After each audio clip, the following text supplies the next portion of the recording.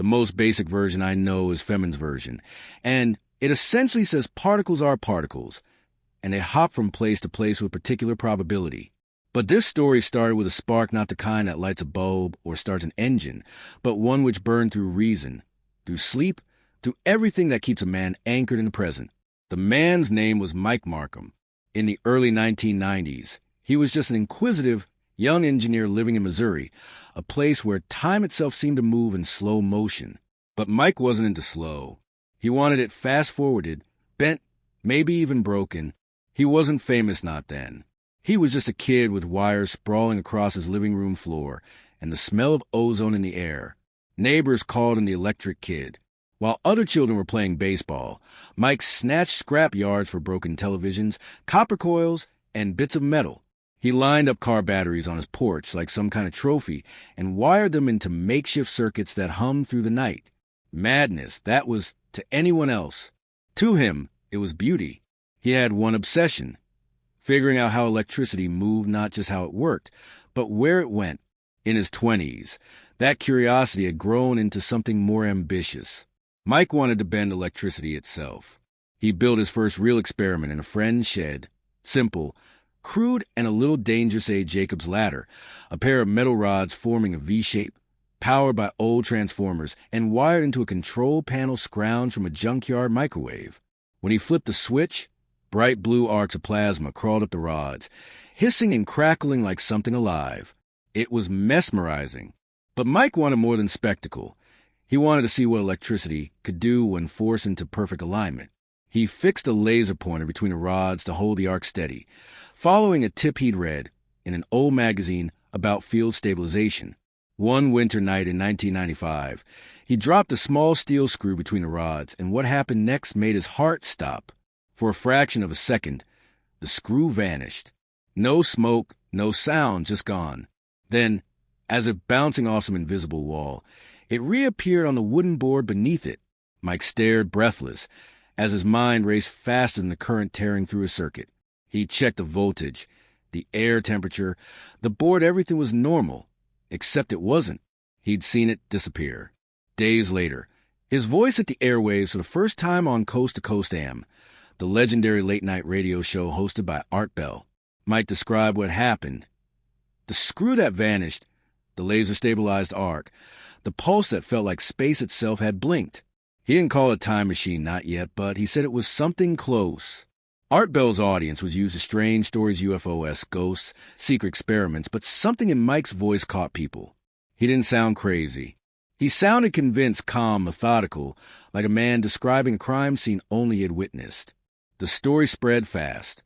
Letters poured in from physicists, tinkerers, and armchair scientists. Some warned him to stop before he hurt himself. Others begged him to continue, believing he had stumbled upon something extraordinary. Mike didn't stop. He couldn't. If a screw could blink out of existence for a second, what else could? He upgraded his setup. Bigger coils, stronger current, more transformers. But he needed more power, and in his obsession, he made a fatal mistake. In late 1995, he broke into a local power company's storage yard and stole 6 industrial-grade transformers. He wired them together in his garage, a Frankenstein network of cables, switches, and arcs so bright they painted the walls blue. When he threw the switch, the entire neighborhood went dark. Missouri police traced the outage back to him. He was arrested and sentenced to 60 days in jail, but prison didn't cure his obsession. It magnified it. He spent nights sketching diagrams on scraps of paper, imagining new configurations. By the time he walked out, he was more determined than ever to prove he hadn't imagined it. He returned home and rebuilt, this time legally, scrounging for used transformers at yard sales, borrowing scrap metal from old friends, and even buying a video camera to document everything. The letters kept coming, some encouraging, others threatening.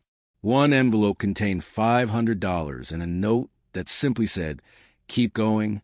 By 1996, he was ready for round 2.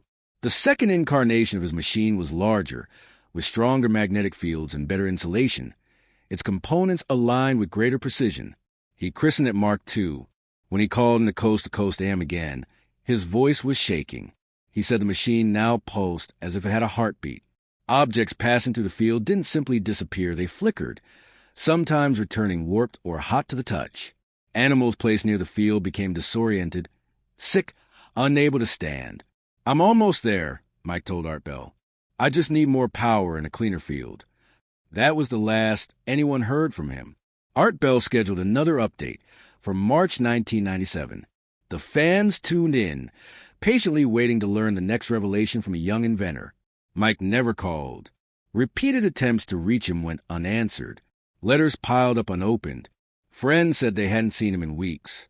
Then, late one night, neighbors saw a glow from the garage and smelled burning copper. By the time firefighters arrived, the structure was gone. The official report blamed it on an electrical overload. Melted wires clung to the walls, and a perfect, seared, burned circle was deeply etched into the concrete floor.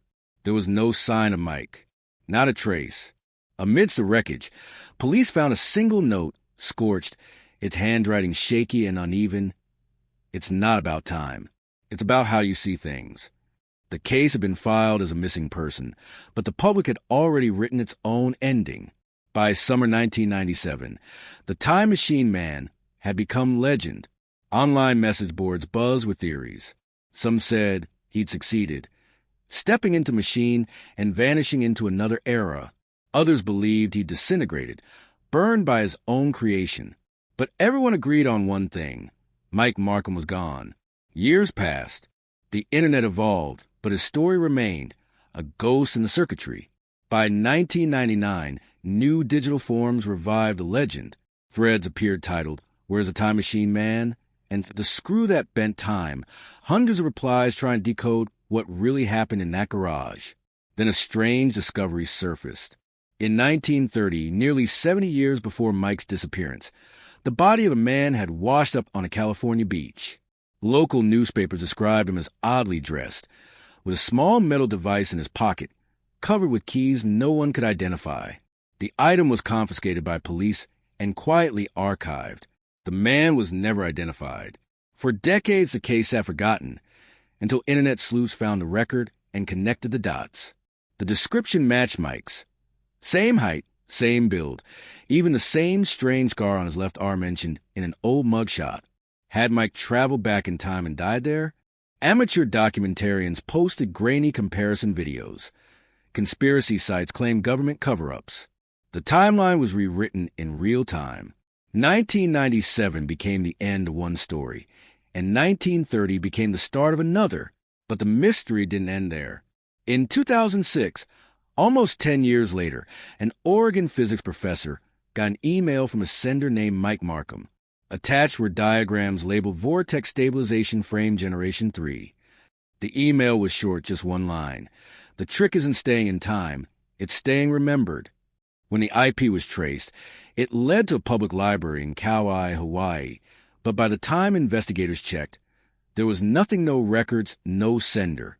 The digital trail had vanished. As time passed, the story drifted back into obscurity. Another ghost in the digital wild. 2 decades later, something unexpected happened. In the autumn of 2022, a young couple, Andrew and Melanie, moved into an old farmhouse on the quiet outskirts of Ohio. They weren't looking for mysteries, just peace and a place to start over. The house creaked with age, and the attic was filled with dust and forgotten things. While cleaning, Melanie found a heavy wooden box tucked beneath the eaves. A tarnished metal plate on the lid read, "M. Mark Markham, do not open until the right time." They laughed, thinking it was an old joke. But when Andrew pried the lock open, the air inside smelled stale and metallic, as if sealed for decades. Inside were 3 items: a stack of handwritten journals wrapped in plastic, a bundle of rusted circuit boards bound with tape, and a single faded Polaroid photograph. The picture showed a young man standing beside a metallic ring built from pipes and wires. On the back, scrolled in ink, was a note: June 21st, 2021. It worked, but not the way I thought it would. Andrew, a tech enthusiast, grew obsessed. That night, he searched the name M. Markham. What he found stunned him. The radio clips, the missing person reports, conspiracy threads, even photos of the man who had supposedly vanished in 1997. The journals were worse. One entry had their farmhouse address on it. Another described the attic, referring to it as a place where magnetic field behavior remains unusually stable. The bottom of one page was dated, the exact day Andrew and Melanie signed the house papers. At first, they thought that was coincidence. Then, 2 weeks later, the phone rang. The voice on the other end was rough, tired, but calm. "My name is Mike Markham," he said. "I sent that box back in 2003, before things got complicated." Andrew froze. Mike wasn't trying to jump through time anymore, he said. He was trying to remember it. He'd been reassembling memory to live the same decade twice, to see if it stayed the same. 2 weeks later, he appeared in person. He walked up their dirt driveway at dusk, carrying only a small bag and a thin folder. He looked nothing like the man from the Polaroid. Older, worn, scarred, like someone who'd been out in storms most of his life. They invited him in. That night, around their kitchen table, Mike Markham told the truth, stranger and darker than any theory. He hadn't built a time machine, not in the way people imagined. His Jacob's Ladder experiments hadn't bent time. They had bent perception. The oscillating magnetic fields interfered with the human brain's sense of time synchronization, distorting how his mind experienced cause and effect. "I didn't move through time," he said quietly. "I fell out of sync with it."